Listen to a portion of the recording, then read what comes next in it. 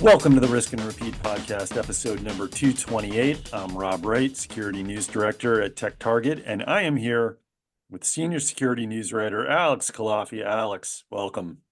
Hey, Rob. How are you doing on this fine Friday? Me, fine. Others, not so good. Yeah, it's been a busy week.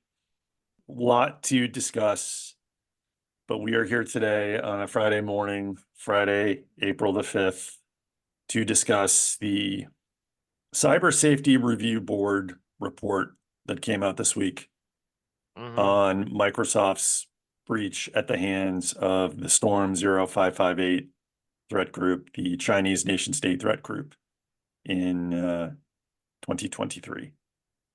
So, Alex, we have known this report was coming for quite some time.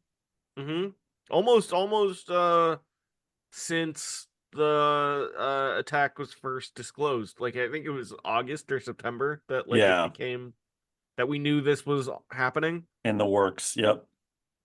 Yeah. So we've known about it for a while. What was your reaction to the report? What stood out to you? What caught your eye? Let's start there. You want a little historical overview first? Maybe gut reaction first. Okay. I was surprised at how direct and forceful the tone of this report was. The security concerns leveled in this sort of report were not new. I mean, other InfoSec folks have leveled this stuff for years. Like Microsoft having some troubling security practices and security postures. That in itself isn't new, but I guess I'm surprised with the directness and the forcefulness that this sort of U.S. government DHS founded review board actually had in its criticisms. Although, to be honest, like I've been writing about this for a while, and it feels like something like this was coming. I just didn't know the form that the other shoe dropping would take, but it seems like this is it. Yeah. How about you? And for context, we should say the Cyber Safety Review Board was created 2022, I believe. Yep. Part of the Biden administration's executive order on cybersecurity. It is a group of public and private sector folks, a lot of well-known folks on that board. Dmitry Alperovich, formerly of CrowdStrike. He's the co-chair. Yep, Katie Mazouras, Rob Joyce, Eric Goldstein of CISA. So a lot of folks on there. And they were tasked with basically acting like a National Transportation Safety Board review for major cybersecurity attacks and incidents. And when there was a major incident, they would investigate, analyze, review, and try to come up with, I guess, for lack of a better word, causes and sort of actionable corrections, recommendations for the larger community, public and private sector entities out there, so that we don't make the same mistakes again.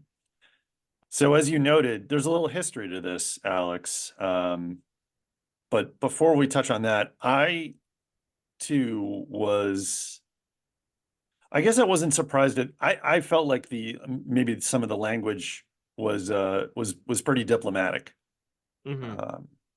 But at the same time, some of the things that and we'll get into this soon, some of the things that they found and that they documented and really went into detail on, to me, were just eye-popping.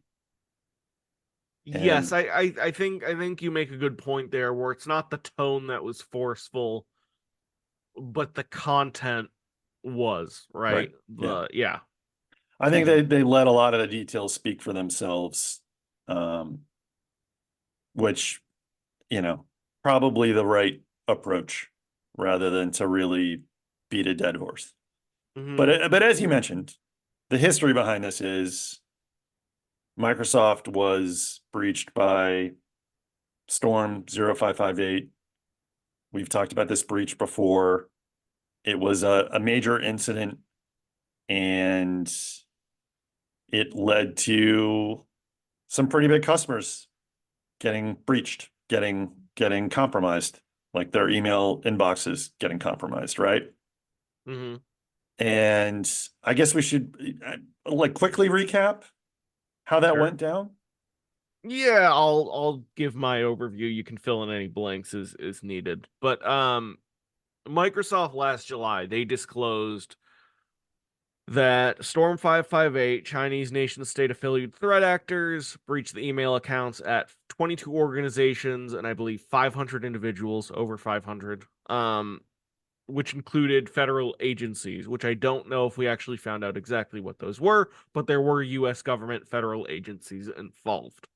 Um, they, State Department for sure, but yeah, right. yeah, So the threat actors, they accessed email accounts using Outlook Web Access and Exchange Online and Outlook.com by forging authentication tokens via a stolen Microsoft account signing key, MSA key.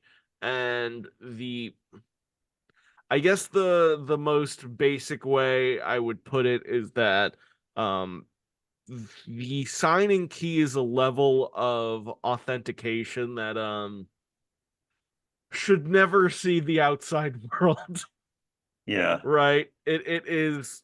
I mean, the report called it the crown jewel, and I think the cryptographic crown jewel, and I think that's apt. But the reason why this whole thing was discovered was that a federal civilian executive branch, um, of some agency spotted some how would you put it, like there was some anomalous, irregular anomalous anomalous behavior. activity. Yeah, And then CISA identified, I think, ultimately what was happening.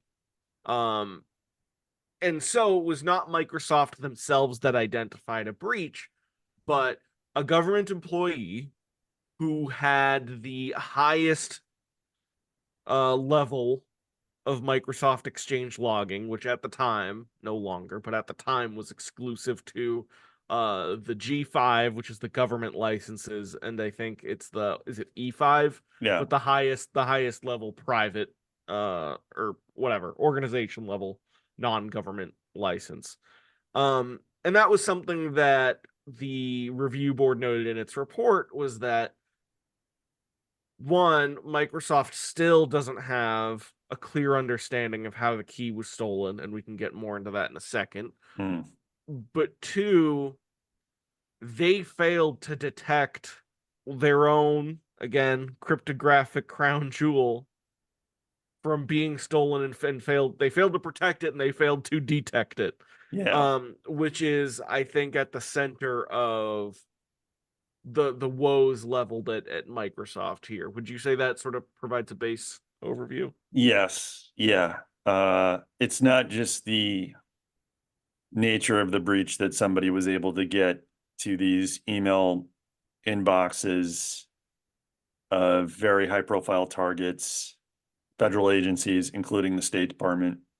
It's sort of how it unfolded, and the fact that the State Department, I believe, was the agency that caught it, that they detected the irregularities and the anomalous behavior through that enhanced logging capability that they had, and that they were the ones to loop, after reporting it, I believe, to CISA, the the government looped Microsoft into this, and had they not, I don't know what might have happened. I don't know when they would have, or if they would have even detected it.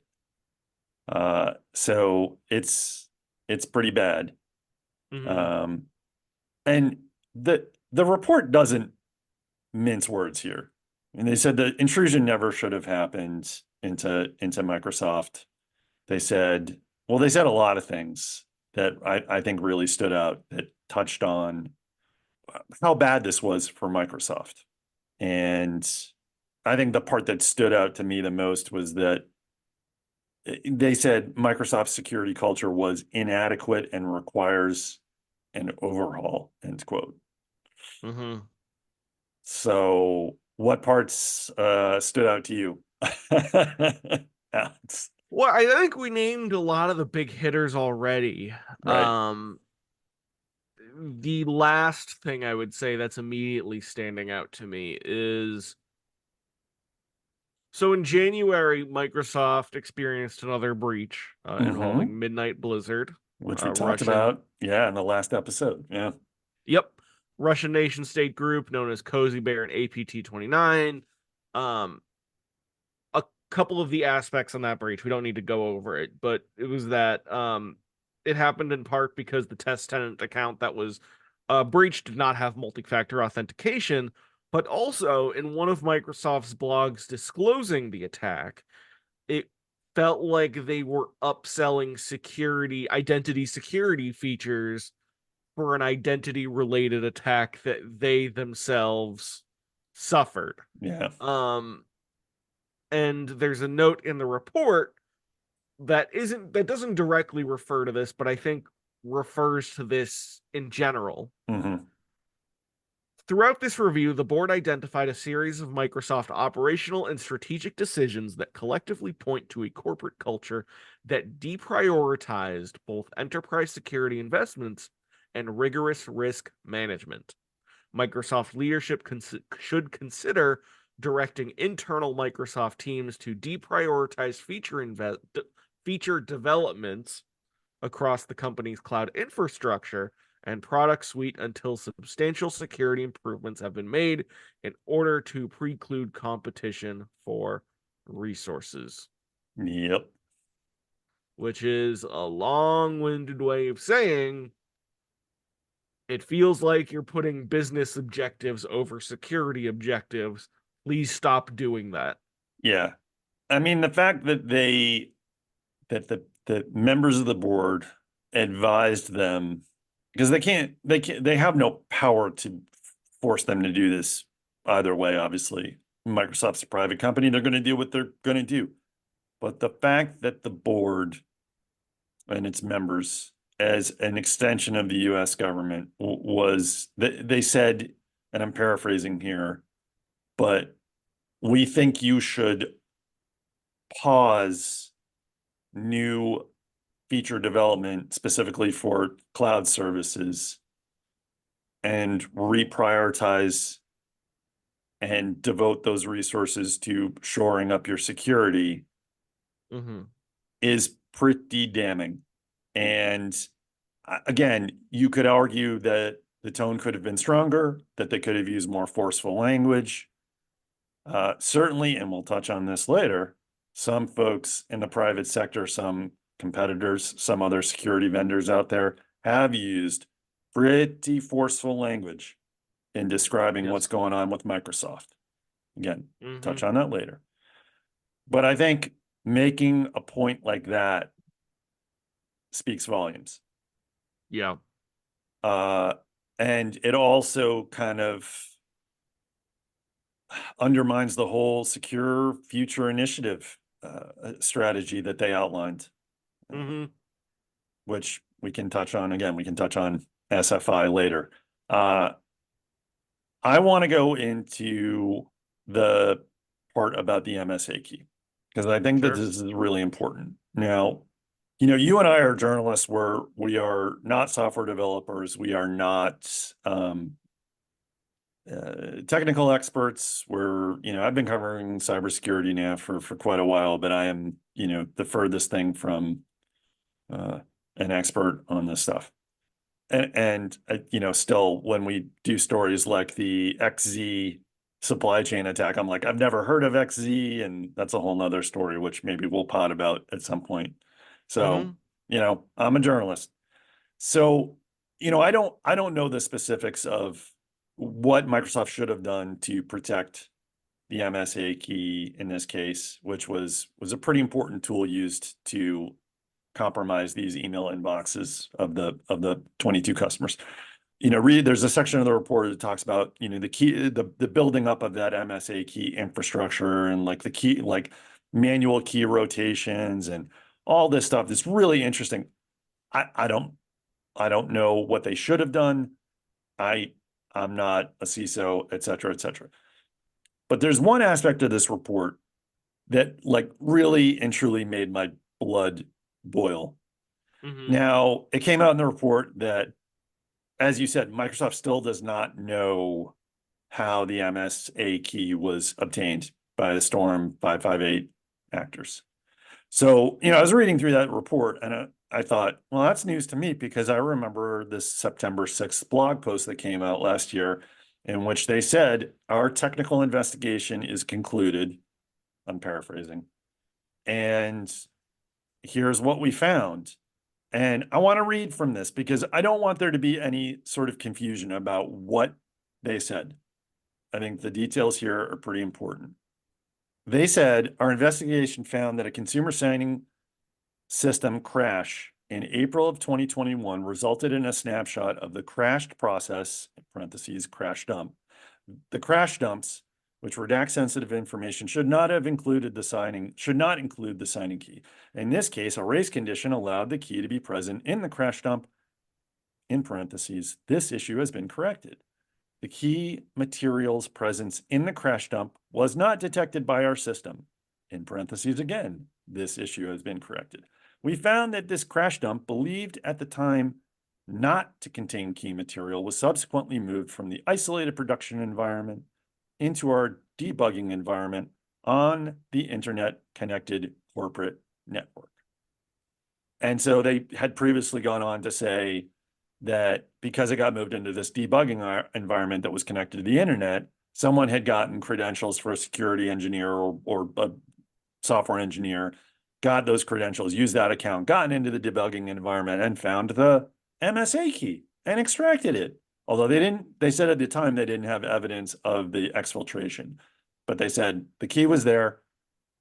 And we believe that's how they got it. They used this guy's or engineer's credentials. Now, the CSRB report says that's not the case. And that Microsoft knew this wasn't the case. That originally, when they published that blog post on September 6th, that's what they thought. And then they later learned, because they were still investigating, even though they said the investigation was complete, that there was no evidence that the key was in those crash dumps. That's a pretty big detail. I almost said a very bad word there, but I didn't. Sure. I'm controlling myself. Mm-hmm.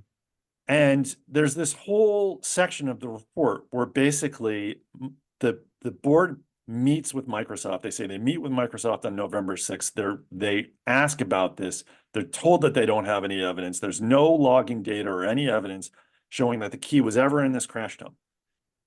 And the CSRB says to them, well, that's a pretty important detail. You should update your blog post.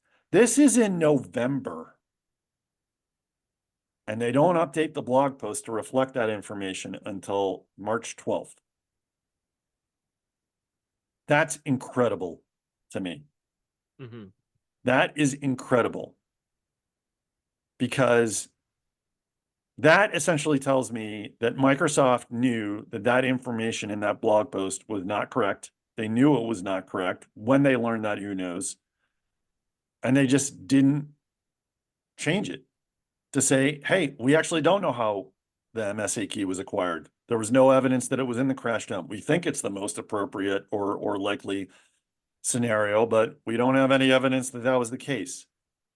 And the CSRB even says that, had it not been for their repeated requests for them to update that they believe that it wouldn't have happened. I'm sorry, that they need to be held accountable for that because that is beyond the pale. Mm-hmm. I don't know. What was your reaction to reading that information? I guess you could give them the benefit of the doubt to some extent and say, well, it's kind of a sad benefit of the doubt, but you would have to be like, well, the way the marketing machine works, maybe they're like, we don't really 100% know yet, so we don't really have to say anything until we know for sure. And then weeks turned into months, turned into several months. Yeah. Um, and one could call that negligence, that they took that long, and I think that would be a possibly fair a take on that. I don't think that there's like a maliciousness to it, or I don't know, but I guess I'm kind of assuming that there's not. But I think there's a sadder negligence that or possibly negligence that kind of feeds into the business objectives over Yeah. being extremely transparent, that I feel like has just represented Microsoft security practices over the last several Yeah. years. Yeah. I don't know. Do you generally feel the same way? I don't want it. So I don't want to paint with a broad brush here.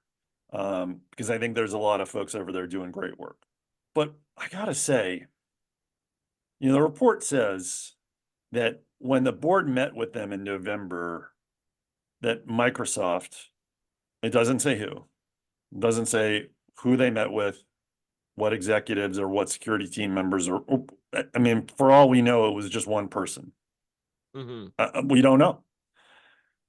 But they said that Microsoft said that it felt like the changes, what they learned in terms of the MSA key was quote unquote not material. And that to me is extremely troubling because someone at the company or multiple people at the company basically felt like this is a minor detail. Like, oh yeah, I know we said the MSA key was contained in this crash dump and we solved the mystery. I mean, literally, there were articles, including ours, that were like, mystery solved. This is how Storm 558 got this MSA key. Here's how they got the cryptographic crown jewels. This is how they got the tool that they needed to commit these breaches of these high profile customers. This is how they pwned the State Department, basically. Mystery Mm-hmm. solved. The mystery was not solved, and they had put out false information. So to me, I feel like if you're a Microsoft customer, and I mean, who isn't? We're a Microsoft customer. I feel like you're owed an explanation as Yeah. to what the reasoning was behind that. Because that, as you pointed out, that plays into a lot of like the criticism and the preconceived notions that a lot of folks have had about Microsoft and where their security posture and their security strategy has gone in recent years. That there's a lack of transparency, there's a priority of public image and marketing and products over, accountability. And this just, I mean, this is like a stake in the heart of the whole SFI initiative to me. Uh, and it just made my blood boil.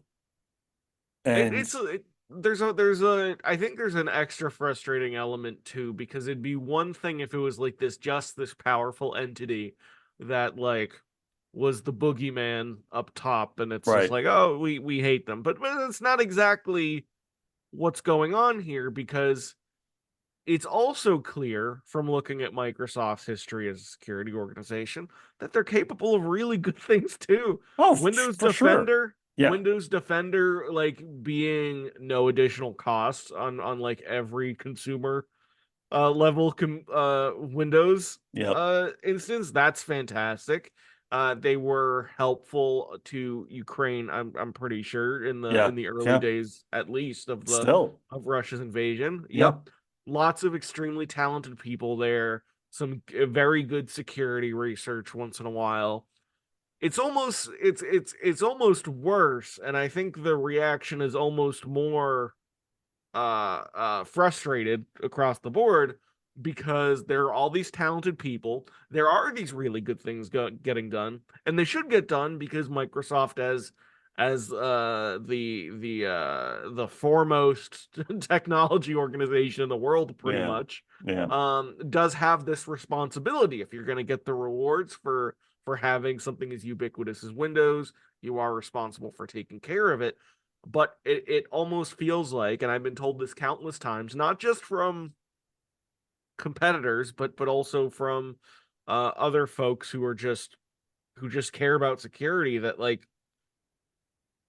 the business side or the business priorities, the messaging priorities seem to be winning out over comms and transparency, or over uh good security communication and transparency over and over and over again. And Yeah. it's like, so it's not just here's the evil empire, right? It's not that at No, all. no, not, yeah. It's there's like whispers of greatness, and that there's all this like crappy stuff happening. Yeah. Oh, it's frustrating. That's what it is. No, you're right. You're right.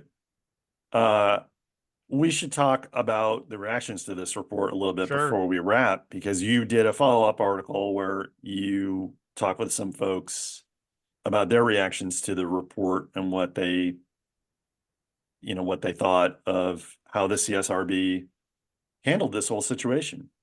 What'd you find? Yeah, I think so. I think there's two pieces to this. I think it's what are people saying and why are they saying it publicly? I think Yep. are the two things. So as for what people said, I got some quotes from like some pretty big names to some smaller names, and I wanted to see what people were saying about this report. Overall, from what I was told and from looking on social media, the reaction seems to be overall positive to the work that the review board did, and extra super critical of Microsoft. Mhm. Amit Yorin, who has been very vocal about Tenable CEO, about Microsoft security practices in the past, said he couldn't be prouder of how CISA and the CSRB are maturing. CISA was established in 2018, so I guess that would be an apt term there. He called the report a masterful piece of work, and that it doesn't have all these platitudes, but it identified a series of Microsoft operational and strategic decisions that collectively pointed to a corporate culture that deprioritized enterprise security investments and rigorous risk management. Adam Myers over at CrowdStrike called Microsoft a national security threat. Dustin Childs over at Trend Micro Zero Day Edition, um, he was pretty critical of Microsoft and complimented the report as well. Mm. On Microsoft, he said, I've done and specifically about what we were just talking about the MSA key not correcting the record. He said, I've done crisis communications and I've written many such blogs, including many that were never published. One of the worst things you can do in a crisis is to publish incomplete or inaccurate information. It's bad enough that they did it, and at the time they may have thought the information was correct, but to not update the blog when it became apparent the information was not factual is careless at best and negligent at worst. So that's pretty strong. Mm. Um, Childs also said, let me try to pull it up. He said he didn't find the tone brutal at all. He said it was incredibly well documented and almost clinical, like an autopsy, Mm. which I think is a pretty apt but gnarly way of wording it. And so this was a lot of what I had heard. But as I said at the beginning of our conversation, I've been looking into this for a couple of years. I've been talking to some of the same people, some of the same organizations, and I find it very interesting at the public uh uh discussions that competitors of Microsoft, which I would definitely call CrowdStrike, I would definitely call Tenable to some extent, and I would say Trend Micro fits in that too, weighing in so negatively against Microsoft's security practices. And I have two thoughts on this. The first is that I think a lot of the frustrations are real because I've heard a lot of the exact same points coming out of folks who are not at competitors. Hmm. Um, And so it's always been interesting for me to report, and I always try finding a balancing voice because I think these frustrations are real, but I also believe that there is a bit of a marketing play into this as well from those criticizing Microsoft who are competitors. Yeah, And I think it's both things at the same time, which yeah, feels really weird as a journalist putting these quotes out, yeah. but I think it's worth calling attention to as well. Right. No, I think that's a fair point. Because I think there is some competition there. It's not like CrowdStrike or Trend Micro or whoever is selling an OS or a cloud apps or a productivity suite, but there is some overlap on the security side. Uh, and I think just the way that the Microsoft security side of the company, their products and their offerings, how that's evolved and become pretty ubiquitous as you have mentioned, how much of that may play into the friction that's been going on there. That said, I feel like the the Trend Micros, the CrowdStrikes, all the Tenables, they've all got a pretty strong leg to stand on right now with Yep. this report. Um, Hmm. so the ball is in Microsoft's court. I don't know Yeah. what they're going to do with it. I don't even know if this report is going to have much of an effect on the company's public image. How many people outside of our sort of sphere are really going to know about this, whether it's going to make customers apprehensive about using Microsoft. I don't know. I I don't don't know. think so. I don't think so. Well, let me put it this way. I think in our neck of the woods, people who think about security, people who talk about security, yeah, people care about this. I think when you get outside that bubble, I think it takes a lot to really reach like the people in our families who don't think about security a lot. Sure. And they'll go, "Oh, here's this quirky story with Microsoft. Well, my email still works fine. My Right. Windows still works fine. I'm gonna forget about this in 6 hours and I'm gonna go Right. back to what I'm doing." Right. Which I'm not even criticizing that person so much. It's just not it's not the thing they think about in their daily life. So I don't think like our parents are gonna think any differently about Microsoft because it was like, oh, stinks for them. Yeah. Oh, Microsoft stinks. What a surprise! But they're still gonna use Windows just as much as they did before, right? Yeah, So I think you're right. I do wonder. It seems like the government is taking this very seriously as customers. sure. So I wonder what that effect is going to be like, how that's going to manifest itself long term as, as the federal government moves further and further into cloud services. Yeah, as they overhaul their infrastructure, what are they going to do? How do they feel about making their bet with Microsoft? It'll be interesting to see. It'll be interesting to Hmm. see. Uh, I think overall, though, this report really is going to force Microsoft to, I don't know, respond, answer, do something. Like we're going to have to see some real changes or tangible improvements in a way that are at least going to appease or satisfy the folks in our neck of the woods, the security folks, the infosec professionals, the researchers, the threat analysts, the quasi competitors out there. Because I think there could be a point where this reaches a critical mass and just starts to, you know, with another high profile breach, who knows? It really could start to damage the company's public image, stock price, valuation, et cetera, and then you're going to see some real fallout. Uh, so we shall see. But Alex, thank you so much for writing about this report this week and for your articles and your reporting. It was a huge Anytime. help. Sure. And thank you to the readers and listeners of Tech Target and the Risk and Repeat podcast. I'm Rob Wright, and we will see you next time.